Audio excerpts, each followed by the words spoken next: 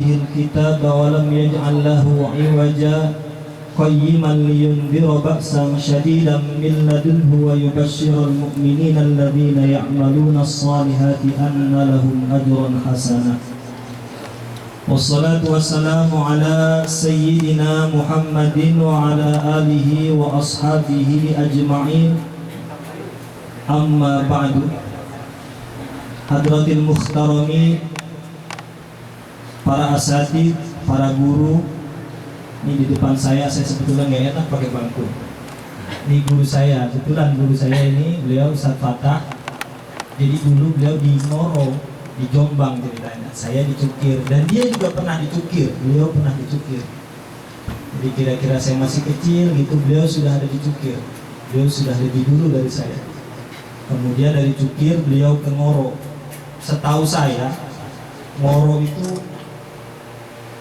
seluruh orangnya di Ngoro itu di Jombang itu orang-orang soleh, luar biasa. Karena wiridnya yang luar biasa. Subhanallah. Ketua Mushola At-Taubah Ustaz Slamet yang saya hormati, para hadirin sekalian, abang-abang saya, guru-guru saya, para asatid yang insya Allah pada malam hari ini dimuliakan Allah Subhanahu wa Ta'ala. Salawat dan salam terlimpahkan kepada junjungan kita Nabi Agung Muhammad sallallahu alaihi wasallam, juga beserta keluarga beliau, para pengikut beliau, tentunya para sahabat beliau, para pengikut beliau. Semoga Allah jadikan kita sebagai pengikut-pengikut beliau yang setia hingga akhir zaman nanti. Amin ya rabbal alamin.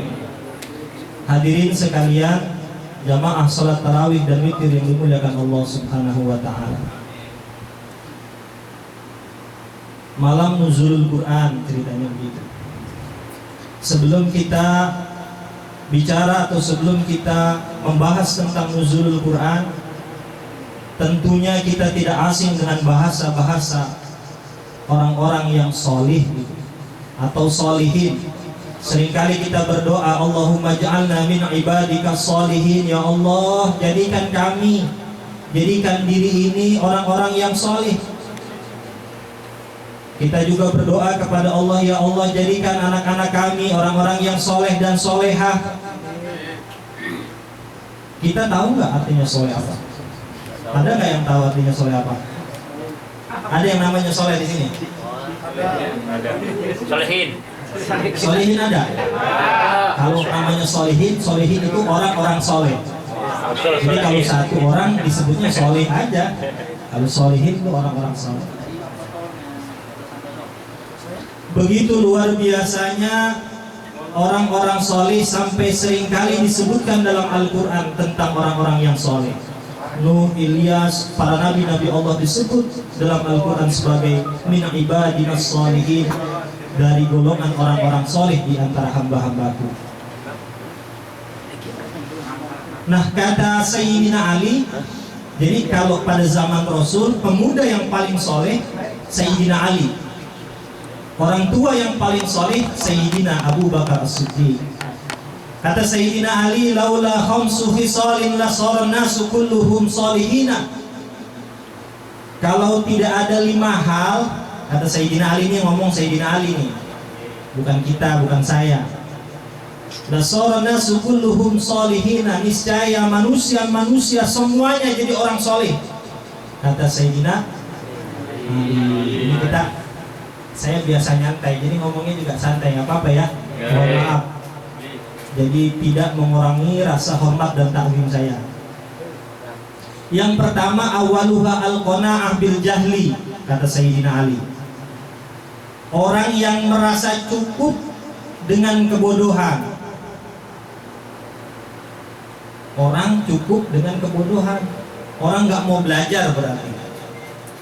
Bukan urusan dunia. Kalau urusan dunia mah gampang kita pelajari. Gampang nggak? Komputer, handphone, di-upgrade, otodidak bisa. Tapi maksudnya Sayyidina Ali urusan akhirat. Kenapa? Karena Rasulullah pernah bilang, innallaha yabghadul alim bid dunya wa jahilin fil akhirah. Sesungguhnya Allah marah sama seorang hamba yang dia pintar terhadap dunianya, tapi dia bodoh terhadap akhiratnya. Nah, semoga kita semua di sini termasuk orang-orang yang terus meningkatkan kualitas keilmuan akhirat kita. Artinya keilmuan agama kita. Pelan-pelan belajar ngaji sama saudaranya, sama sahabatnya, sama temannya di sini. Seminggu sekali nggak apa-apa. Seminggu 2 kali berarti Sabtu Minggu nggak apa-apa. Kita ke musola, ke masjid, kita belajar sama guru kita. Ada Ustadz Fatah, ada Ustadz Slamet dan yang lainnya. Insya Allah di sini banyak yang alim. Saya yakin di sini berhusnuzon banyak yang bisa. Dan kemudian tentunya yang bisa harus mengajarkan kepada yang belum bisa. Yang kedua kata Sayyidina Ali, al-hirsu ala dunya, orang yang tamak terhadap dunia. Orang yang tamak terhadap dunia. Dan yang ketiga al-khusyu bil fadli, orang yang bakhil terhadap hartanya. Ini dua ini lekat, nggak bisa satu-satu. Percaya nggak? Dua melekat. Yang pertama tamak terhadap dunia, dan yang kedua bakhil terhadap hartanya. Ini biasanya soulmate nih. Ya, soulmate. Udah ciri khas. Duanya ini teman dekat nih. Yang pertama tadi kalau bangga atau merasa pintar padahal dia bodoh urusan akhiratnya, itu pertama. Yang kedua dan yang ketiga itu mirip-mirip. Pertama tamak, dan yang kedua bakhil terhadap hartanya.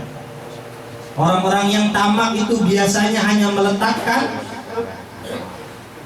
dunianya di tangannya, juga di hatinya, juga di pikirannya. Orang punya duit, nggak punya duit, pikirannya dan hatinya duit aja. Itu tamak biasanya. Kita kalau punya duit, di kantong kita duitnya banyak. Ya, di kantong kita duitnya banyak, di pikiran kita ada duit, di hati kita ada duit, masih mending. Kadang-kadang di kantong kita nggak ada duit, di pikiran kita duit aja, di hati kita duit aja. Sering nggak gitu? Insya Allah enggak, Insya Allah enggak. Ya, Insya Allah tidak. Ini kata Sayyidina Ali nih, tipikal yang kedua dan ketiga ini cirinya sama. Orang yang tamak terhadap dunia dan bakhil terhadap hartanya. Biasanya dia mengejar hartanya, dia mengejar dunianya. Yang waktunya nggak lembur, bosnya dipaksa buat lembur. Orang yang lembur, temennya suruh gantiin. Kamu nggak usah lembur aja, tak gantiin. Tamak. Jangan begitu. Jangan begitu. Kata Ibnu Athaillah, zuhud dunia, zuhud lawannya tamak. Zuhud dunia, meninggalkan dunia bukan berarti meninggalkan harta itu dari tangan kita. Duit kita punya, kita buang itu. Kita kasih temennya yang ini. Sampai nggak butuh duit, aku zuhud. Bukan gitu. Zuhud bukan seperti itu. Zuhud kata Ibnu Athaillah, meletakkan dunia dari pikiran dan hati kita, cukup kita letakkan di tangan kita saja. Itu namanya zuhud. Jangan pernah dunia itu kita bawa ke pikiran, jangan pernah kita bawa ke hati. Kalau kita bawa ke pikiran, kita stres. Kalau kita bawa ke hati, kita pasti jauh dari Allah. Itu tamak. Kedua, bakhil. Kalau dari pertama tadi, yang pertama al-qanaah bil jahli, dia merasa cukup terhadap kebodohan yang dia punya. Dia nggak mau dan nggak berasa bahwa dia bodoh urusan akhiratnya. Nggak mungkin kata Sayyidina Ali orang-orang yang kayak gini dapat predikat soleh. Ngimpi aja enggak. Nah, yang keempat, ar-riya. Kita sering nih, naudzubillahi min dzalik, salat kita, baca Quran kita. Baca Quran udah gak enak dikencang-kencangin, dienak-enakin biar temannya denger. Jangan begitu. Tandanya seperti apa riya? Memang adanya di hati kalau riya itu. Baca Quran nggak enak kita kenceng-kencengin, tapi di hati tidak ada riak, nggak apa-apa. Memotivasi diri namanya, memotivasi teman kita. Tapi yang takutnya di hati ada riak. Begitu juga sedekah.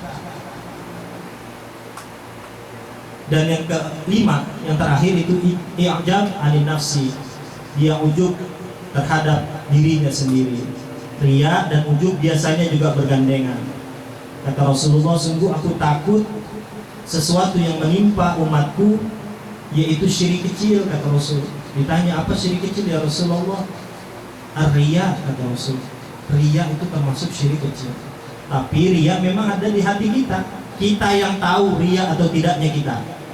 Orang lain nggak tahu. Jadi ketika kita melakukan sesuatu, kata orang lain riya, belum tentu itu riya. Kita jalan terus. Nah, itu kelima orang-orang soleh. Kalau kata Sayyidina Ali, kalau ada yang 5 ini, pasti orang nggak bakalan jadi orang soleh.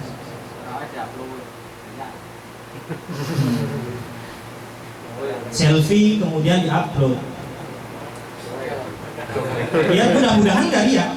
Mudah-mudahan di hatinya ketika dia selfie tidak ria.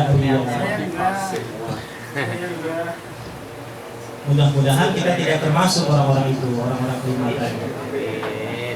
Nah, mereka orang-orang yang soleh, orang-orang yang luar biasa. Soleh itu artinya dia orang yang baik atau orang yang benar menurut budaya, adat istiadat dan agamanya. Itu baru disebut orang soleh.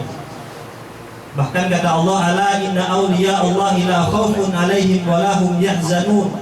Sungguh kelompok-kelompok golongan-golongan hambaku, para kekasihku, tidak ada ketakutan dalam diri mereka, juga mereka tidak khawatir. Orang-orang yang soleh, mereka lah para aulia Allah, para kekasih-kekasih Allah. Nah, ini ada hubungannya dengan kemudian malam nuzul Quran. Ketika itu Nabi dapat kabar tentang berita Israiliyat. Berita Israiliyat itu berita-berita yang datang sebelum kenabian Nabi Muhammad SAW. Nabi galau. Kok Nabi galak? Ya beda galaunya beliau dengan kita. Galaunya Nabi